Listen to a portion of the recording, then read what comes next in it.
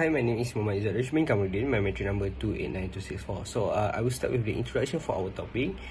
The first discussion would be what is corruption. Corruption is characterized as dishonest conduct engaged in by individuals in position of authority, such as managers or government officials, for personal benefits. It encompasses a range of practices including money laundering, bribery, extortion, embezzlement, networking, and underhanded trades. Okay, so the diverse participants in corruption will include the point of corruption is not limited to a specific group.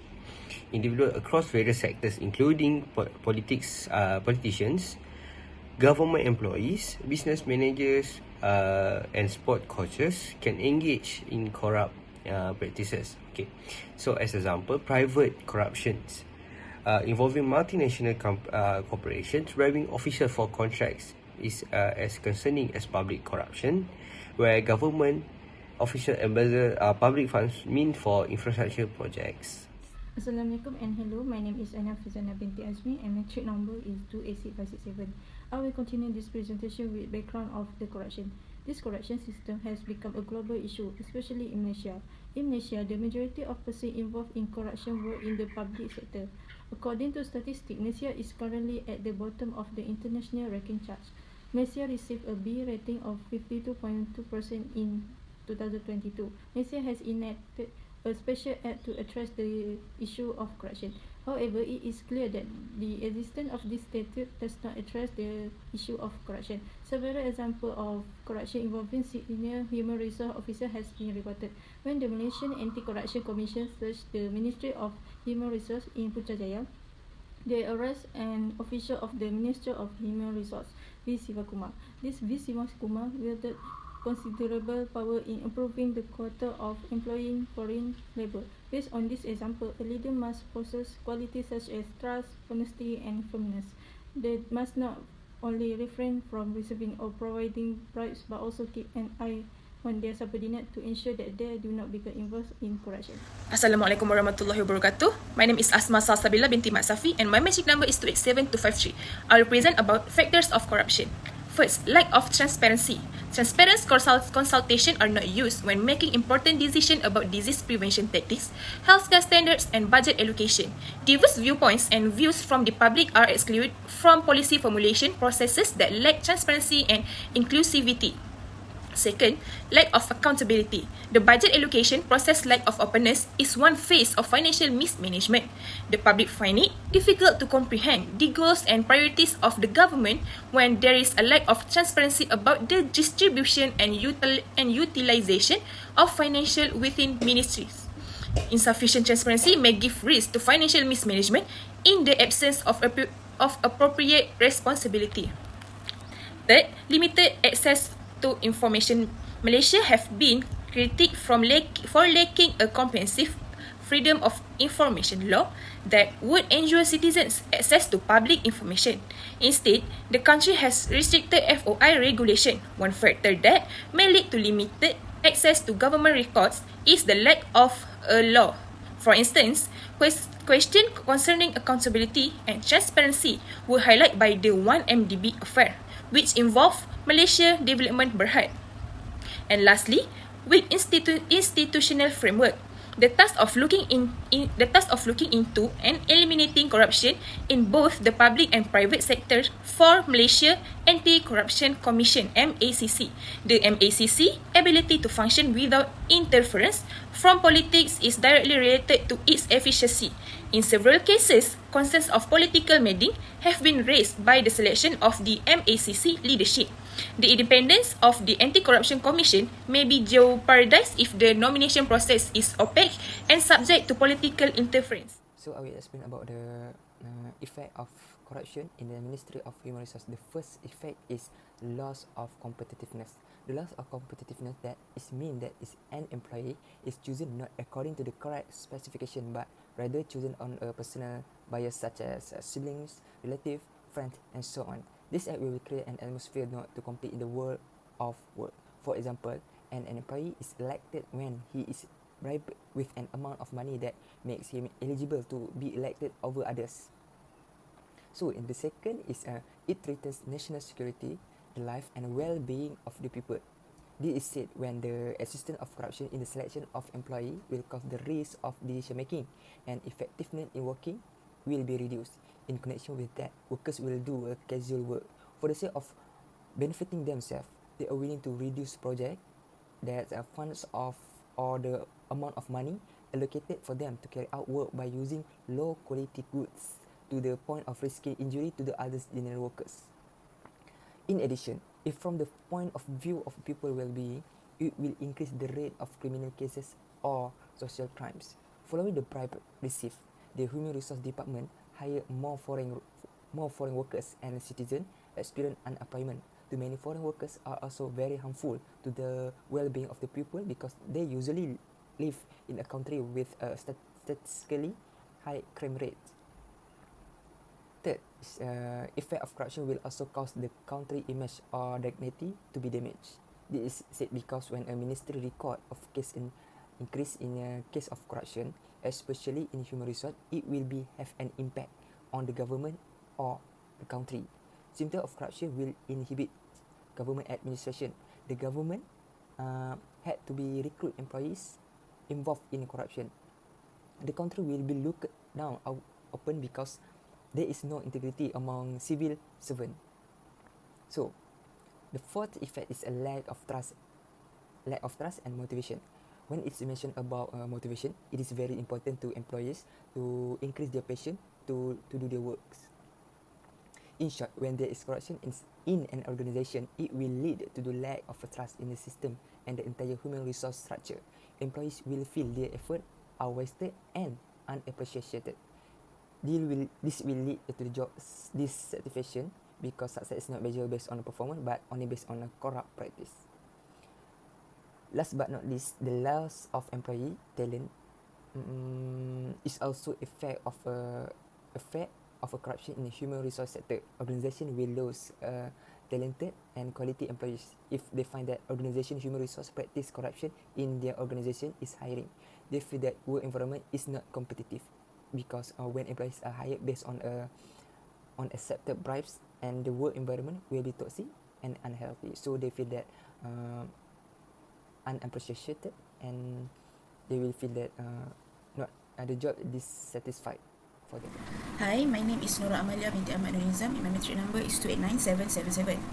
I will talk about behavioral theory. Behavioral theory is one theory that is applied in regard of corruption. This is said to be the case since corrupt behavior, particularly in leaders, completely contradicts research findings. Behavioral theory, which focuses leadership in this context, indicates that a leader's effectiveness is decided by their deeds rather than by their natural traits. Using the comparison of task-oriented and people-oriented leader to demonstrate the behavioral theory is a great technique. A task-oriented leader will review the process to see if any modifications to the workflow are required whenever there is a problem with the team, while a people-oriented leader will approach each person directly and inquire about their problem. There were two early studies on the behavioral theory, such as the Ohio State Leadership Studies and Michigan Leadership Studies. These studies demonstrate that two types of behaviors, which is initiating structure and showing consideration, are related to the leadership performance. In Ohio State Leadership Studies, initiating structure include defining job descriptions, allocating responsibilities, create a division of labor, and keeping an eye on and managing performance and operation. While consideration structure puts an emphasis on interpersonal relationships and people's welfare. Important behaviors include paying attention to what other team members and stakeholders have to say, treating others with respect and treating them equally, and overall being approachable, helpful, and available. This section demonstrated that leaders' empathy and attention to detail. Next, according to Michigan Leadership Studies, leaders can be categorized as either production or employee-centered. Better outcomes are achieved by employee-centered leadership, which combines an employee-focused approach with broad oversight as opposed to strict and direct supervision. As product-centered, views workers as a method of completing production and concentrates on the technical aspect of work. In summary, two of the most well-known behavioral leadership studies that are still recognized today are the Michigan Leadership Studies and the Ohio State University Research. My name is Mariana Chimli, my matrix number 287280, and I'm going to present my part, which is the solution. there are 4 solutions, which are strong legal framework, whistleblower protection, and transparency and accountability, and the last, education and awareness. In Malaysia, there is an anti-corruption association called the Enactment of the Malaysia Anti-Corruption Commission Act 2009, which established the Malaysia Anti-Corruption Commission. Its goal include promoting the transparency and credibility public and private sector management, and educating the public, legislator, and government agencies about the negative impact of misconduct. Important issues including procurement for the public, politic finance, and political meeting are being handled by implementing more open system and procedure along with a throughout evaluation and tracking strategy. The Felda, Tabung Haji, Co-op, and the 1MDB were just a few of the major corruption cases that the authorities acted quickly to investigate. The key is a robust institutional architecture that offers governments balance of power. The purpose and objectives were obvious when the anti-corruption and governance authorities, the GISCC and MSCC, were given additional authority and funding to carry out their mandate without unwarranted political intervention.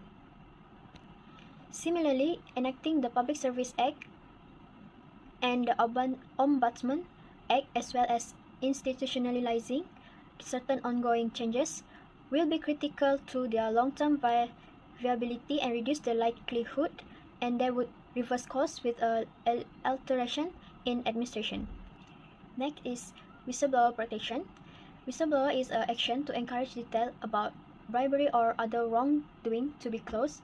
There are 25% fraud cases can be detected by the whistleblowing. Protection for the whistleblower through the Whistleblower Protection Act 2010. This protection enhancement of expanding the disclosure channel is highly recommended to the appropriate body in the hopes of altering the environment in which whistleblowers report infraction. Next is transparency and accountability. Leaders in the public area should have a great transparency and accountability in their job and organization. This is necessary to guarantee a government deserving of the citizens' trust and confidence.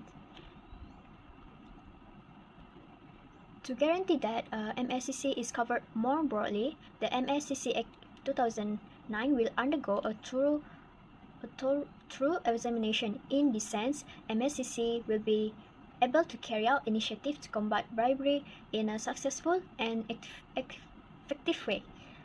In effort to improve transparency, the supremacy, the legislation, professional ethics, and the notion of impartiality must all be upheld in bureaucracy. Benchmarking is essential to measure the performance of the leaders in the organization to promote more accountability. The process necessitates not only the meticulous development and application of achievement indicators, but also their reporting and public disclosure to the society. An entity performance can be reported and made public in order to compare it against comparable government agency by enabling appropriate authority bodies to conduct a fair review. Last but not least, education and awareness necessary to open the youth mind and raise the awareness of corruption in the future. Instructional resources anti-corruption education is essential, particularly when combined with cultural event to promote a culture free of corruption in future generation. It seeks to instill in students a sense of anti-corruption and the need of anti-corruption instruction in daily life. Children learn in close quarters between the home and the school. Children also should be strengthened the anti-corruption culture through teaching and learning. The teachers and parents also should be able to play as a role model for the children to reduce the corruption and instruct people in civilizing anti-corruption lessons.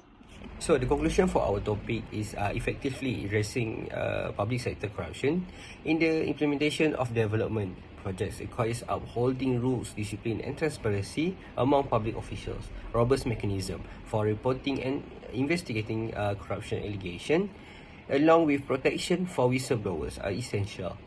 Regular audits and evaluations should be conducted to monitor anti-corruption measures, ensuring prompt identification and rectifications of any weakness. This comprehensive approach fosters a culture of integrity, holds officials accountable, and sends a clear message that corruption will not be tolerated, promoting transparency and trust in government operations. That's all from us. Thank you.